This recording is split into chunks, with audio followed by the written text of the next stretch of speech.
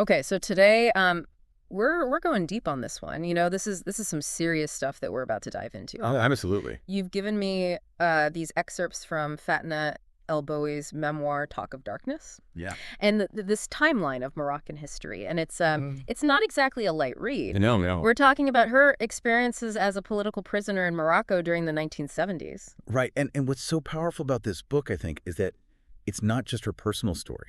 Mm, It's how it connects to this much bigger picture of Morocco. yeah. This incredibly turbulent period that the country was going through. And that's where this historical timeline comes in. It's so key here. Absolutely. It's like, okay, so Morocco gets independence from France in 1956. There's this huge, sense of hope for change. Right. And then a few years later, bam, the 1965 Casablanca uprising happens. Exactly. And the way the government responds to these student protests, it's brutal. It really, I think, marks a turning point because it shows that they're willing to use force against anyone who disagrees with them. Right.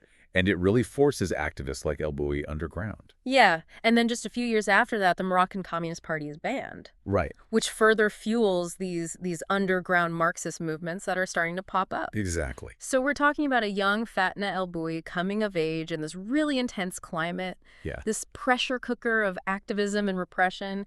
And then in 1974, her life takes this crazy turn. She's at a friend's house when suddenly Gosh. armed men burst in. Whoa. They mistake her for someone else. Wow. It's like a scene straight out of a movie, and the way she describes it in the book, it's so vivid. You can really feel that terror and confusion. And that's how she ends up in Derb Sharif, Right. this secret detention center that's known for its brutality. Yeah. It's chilling just thinking about it, Yeah. To be suddenly taken from your life, accused of something you didn't even do, and thrown into this black hole. And this is really where Talk of Darkness begins. It is. This is where she first encounters the airplane method of torture. Right. This horrific practice of being suspended by your wrists and beaten. It's hard to even imagine. It is. And she doesn't hold back on the details in her memoir. No. She talks about the sensory deprivation, Hmm. the psychological manipulation, the constant fear. Right. It's clear they weren't just trying to get information from her. They were Yeah. trying to break her. Absolutely, to crush her spirit. What's amazing to me is how she finds ways to navigate that darkness. Oh,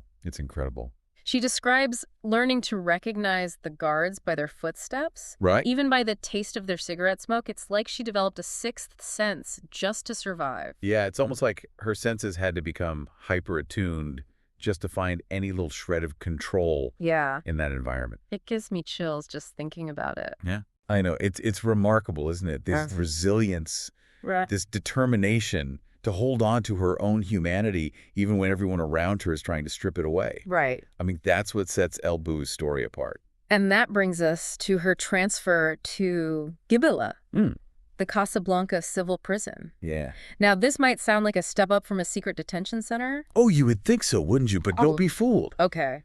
While Gibela was a regular prison, it was still incredibly oppressive. The invasive body searches, the constant surveillance, the isolation. It was all designed to crush any sense of individuality. She does talk about finding some small glimmers of hope in Gibela, though. She does. Forming these bonds with the other female prisoners, sharing stories, even these tiny acts of defiance within those walls. It makes you wonder, how can a place that's designed to break people actually foster that kind of strength and solidarity? It's like a paradox. It is a paradox, isn't it?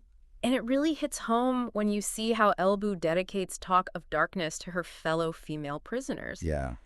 Those relationships clearly meant everything. It's a testament to the power of human connection, Yeah. Yeah. Even in the face of such adversity, Yeah. it shows how shared experiences can forge these bonds that transcend even the most brutal of circumstances. All right, so next we have this pivotal moment, the hunger strike in Meknes prison. Yeah. It wasn't just El Bouih, it was this collective act of defiance. Right. It was a statement. What were they hoping to achieve? Well, they were protesting the deplorable conditions, the lack of basic rights, Hmm. the desperate need to connect with the outside world. Yeah. It was a last resort, really. Yeah. A way of saying, we will not be silenced. And it took an incredible toll on them, both physically and mentally. Oh, absolutely. You can practically hear the desperation in El Bouih's words as she Yeah. describes the weakness, the pain, the struggle, just to keep going. But their determination, it's awe-inspiring, you know? Yeah. They refused to back down. Yeah. And it eventually led to some concessions from the prison administration, proving that even in the darkest of places, collective action can make a difference. So after years in these horrific conditions, she finally faces trial. I can't even imagine what must have been going through her mind at that point. Think about it. Years of imprisonment, torture, isolation, and then to be reduced to a case file. Yeah. A number in a system that seemed utterly indifferent to her suffering. And to add insult to injury, she's sentenced to another 5 years. It's a slap in the face, isn't it? Yeah. And what's even more striking is that she decides not to appeal the sentence, which shows just how disillusioned she had become with the legal system. Right. She saw it as a sham, Yeah. a tool for maintaining the status quo rather than delivering justice. Wow. I mean, to go through all of that and then basically say, I don't even believe in your system anymore, It's powerful. it's a powerful statement. It speaks to the profound sense of betrayal she must have felt, not just by her captors, but by the very institutions that were supposed to uphold justice and protect her rights. Before we move on, there are a couple of really vivid scenes from the book that I think are important to highlight. Right. One is the story of the inmate giving birth in prison. Oh, it's a scene that just sears itself into your memory. Yeah. The brutality of the prison system, the resilience of these women, it's all there in that one heartbreaking image. It's a brutal reminder of the ripple effects of these systems, you Yeah. know, the way they impact not just the individual, but entire families. Absolutely. And then there's the story of Ilham the infant, who's separated from her mother. It's almost too much to bear. It is. It's a gut punch, but amidst that tragedy, there's this incredible display of humanity. Right. The other inmates rallying around Ilham, trying to care for her, provide some semblance of love and comfort. It's like a tiny flower pushing up through concrete, you know? Yeah. Yeah. It shows us that even in that place of darkness, Hmm. those tiny acts of kindness become these beacons of light. It shows that the human spirit can endure even the most unimaginable heartbreak. These scenes are so powerful because they go beyond El Bouih's personal experience. They do. And they force us to confront these larger questions about justice, about compassion, and what it means to be human in a system that often seems designed to dehumanize. Absolutely. And it's a testament to El Bouih's skill as a writer, Yeah. that she can weave these personal stories into a broader tapestry of social commentary. Right. She's not just telling her story.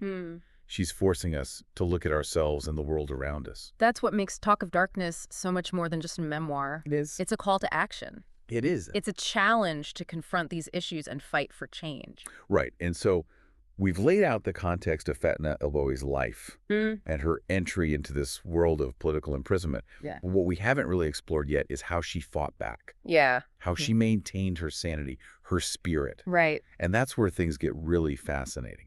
Because what El Bouih does is find ways to resist, to reclaim her agency, and to transform her experience into something truly powerful.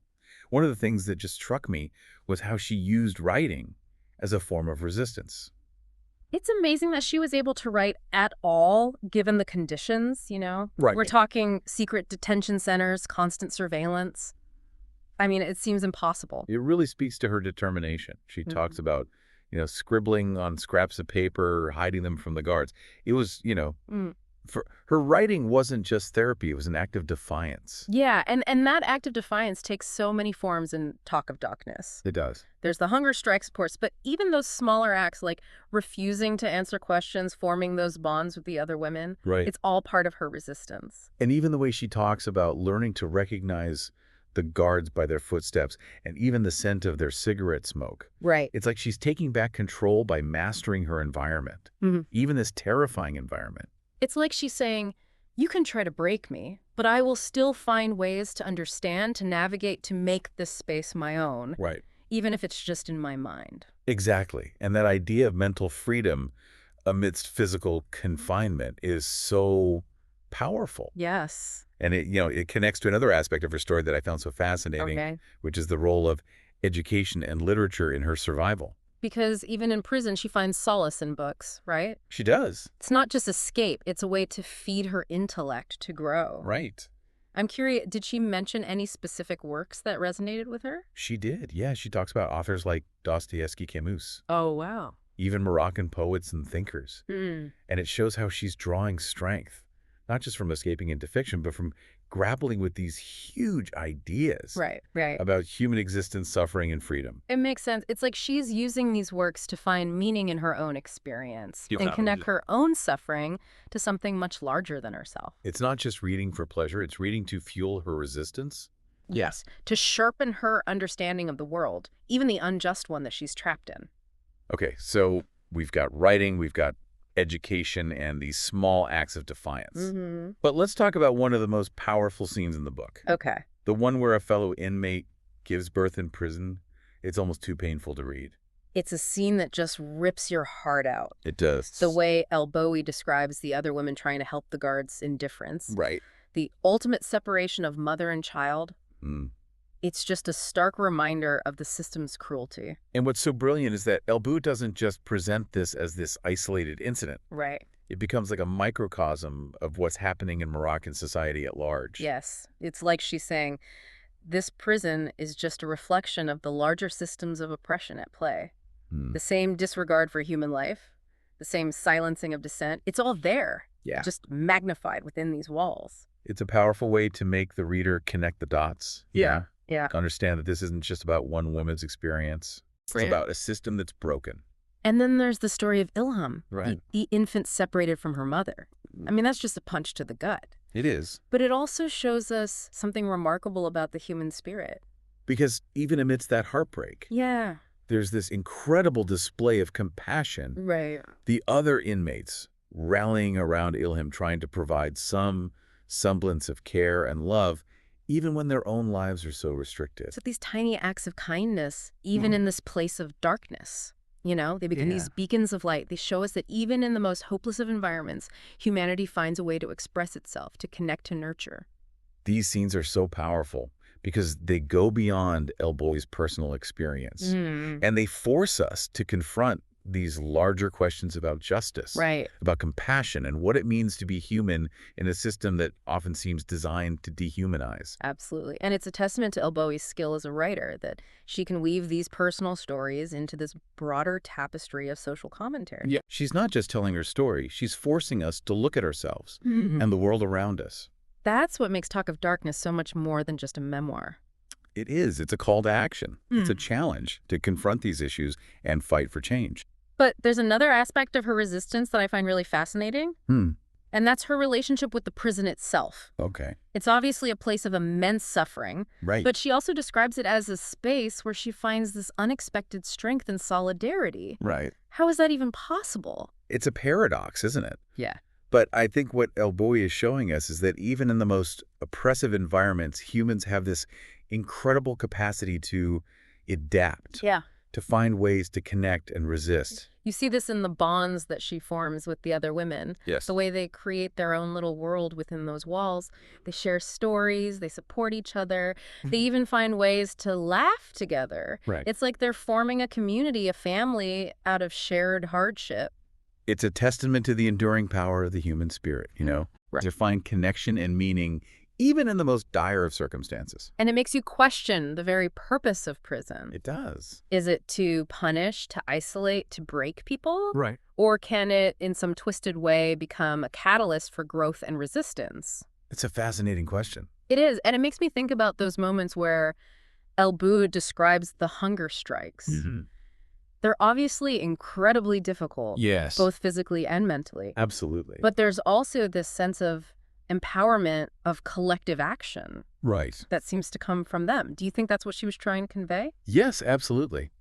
The hunger strikes were a powerful symbol of defiance, a way for the women to reclaim some control, to make their voices heard, even if it meant putting their own bodies at risk. And it wasn't just about demanding better conditions for themselves. Right. They were standing in solidarity with other political prisoners, Yeah. with those who were facing even harsher treatment, even greater isolation.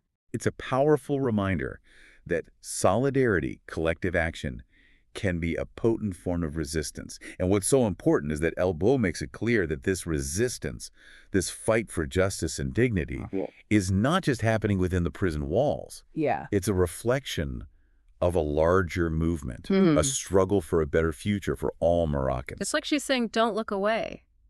What's happening here is a symptom of a larger sickness, and we all have a responsibility to fight for change. It's a powerful call to action even all these years later. Absolutely. And one of the things that makes Talk of Darkness so compelling is how El Bouih uses her own story, her own suffering, to shed light on these larger issues. She's not just telling a personal tale of survival. Right. She's forcing us to confront the systemic injustices that led to her imprisonment in the first place. Right. She's not just a victim. She's a witness, a truth teller. And her story is a powerful indictment of the Moroccan government and its methods of silencing dissent. And what's interesting is that she doesn't just point fingers at the system, Okay. She also explores the complexities of human nature, the ways in which individuals can both uphold and challenge oppressive systems.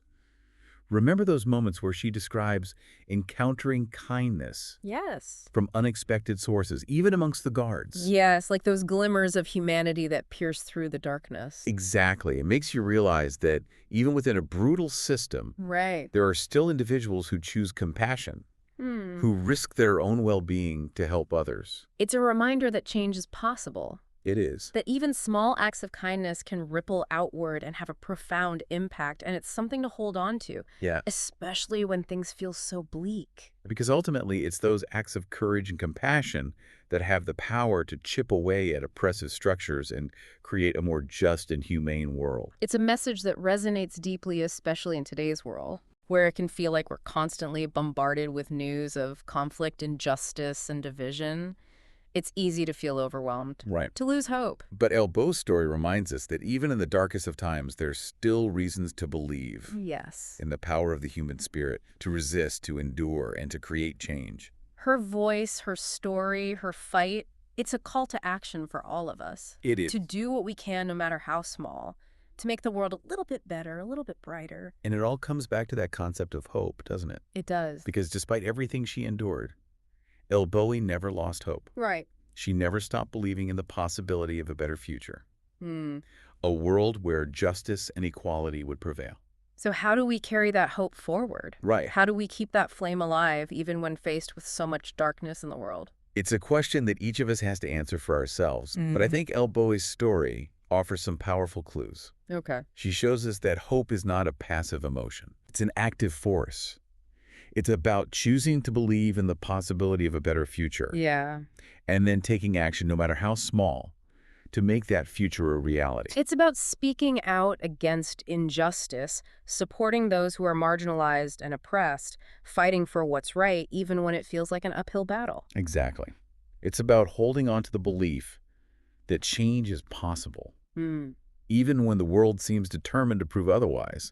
And it's about remembering that we're not alone in this fight. There are countless others like Fatna El Bouih who are working tirelessly to create a more just and compassionate world. So as we wrap up our deep dive into Talk of Darkness, I want to leave our listener with this thought. What will you do today to nurture hope in your own life and in the world around you? It's a challenge. But I think it starts with recognizing the power we each have, even in those small actions. You know, maybe it's educating ourselves about the struggles that are happening around the world, or maybe it's supporting organizations that are working for human rights. Or maybe it's just having those tough conversations with our friends and family about these issues. It's like that famous quote, right? The only thing necessary for the triumph of evil is for good people to do nothing. Exactly. And Fatna El Bouih's story is anything but passive. No, she shows us that even in the face of overwhelming odds, one person's courage can spark a movement. And it wasn't just those grand gestures. It was those tiny acts of resistance. Like holding on to her intellectual life, finding ways to connect with other women, refusing to let them strip away her humanity. You know, it's funny. We've talked a lot about the darkness in Talk of Darkness, and rightfully so. But I keep coming back to those small moments of light, those glimmers of hope, like the inmates rallying around baby Ilham or El Bouih. Finding comfort in a line of poetry, it makes you realize the power of the human spirit to find beauty, even in the most broken places. And I think that's a huge part of what makes her story so enduringly relevant, because we all experience those dark times, you know? Hmm. Those moments where we feel trapped, powerless, maybe even hopeless. But El Bouih reminds us that even in the deepest darkness, there's always a flicker of light, a possibility for connection, a reason to keep going. It's like she's saying, yes, the world is full of pain and injustice, but it's also full of love, resilience, and the potential for change. Don't lose sight of that. And don't underestimate the power of simply bearing witness. Mm. That's what Fatna El Bouih did with Talk of Darkness. She shared her story, she spoke her truth, Right. and in doing so, she shined a light on this hidden corner of the world, Yeah. a place where suffering was happening in silence. You're right. And by sharing her story, she gave a voice to the voiceless. Yes. And she inspired others to speak out, to fight for change, to refuse to accept injustice as the status quo. And that's something we can all do, Yeah, even if it's just in our own small corner of the world. absolutely. Because change doesn't happen overnight. It doesn't. It starts with individual acts of courage, of compassion, of speaking truth to power. It starts with choosing to see the light, even amidst the darkness. And it starts with believing that a better world is possible, and then doing what we can to make that vision a reality. Well said. And, as we've been talking, I've been thinking about something. Okay. We've focused a lot on the political context, the brutality of the prison system, the ways in which El Bouih resisted. Right. But there's another element of her story that I think is really important, and that's the theme of forgiveness. Oh, yeah. That's a powerful thread that runs through Talk of Darkness. It is. It's remarkable, really, considering everything she endured. Because it would be so easy, so understandable for her to be consumed by anger, Right. by bitterness, by hatred for those who wronged her. Mm. But she chooses a different path, one that's ultimately more difficult, but also more liberating. It's not about condoning the actions of her abusers. It's about recognizing that holding on to that anger, Right. that resentment, Yeah. ultimately only hurts herself. It keeps her trapped in the past, unable to move forward and embrace a future filled with possibility and healing. And it's not a simple act, Right. She wrestles with it throughout the book, this struggle to forgive, to let go of the pain and the rage. It makes her story even more human, Yeah. even more relatable, because I think we've all grappled with that in some way, We have. even if on a much smaller scale. It's a reminder that forgiveness is not a sign of weakness, but of immense strength. It's a choice we make to free ourselves from the burden of the past and to create space for healing and growth. So as we wrap up this deep dive into Talk of Darkness, I want to leave our listener with this final thought. Okay. Talk of Darkness is a powerful testament to the resilience of the human spirit, It is. but it's also a call to action. It challenges us to confront the darkness in the world, to fight for justice, to nurture hope, Yes. and to never give up on the possibility of a brighter future. Beautifully put. And may we all find the courage to embrace those challenges, to find the light in the darkness, and to create a world where stories like Fatna El Bouih's become relics of the past rather than warnings for the future. Thanks for joining me on this deep dive. It's been a heavy one, but I think an important one. Absolutely, I agree. And I hope our listeners will take Fatna El Bouih's story to heart and find ways to bring a little more light into the world. I hope so too.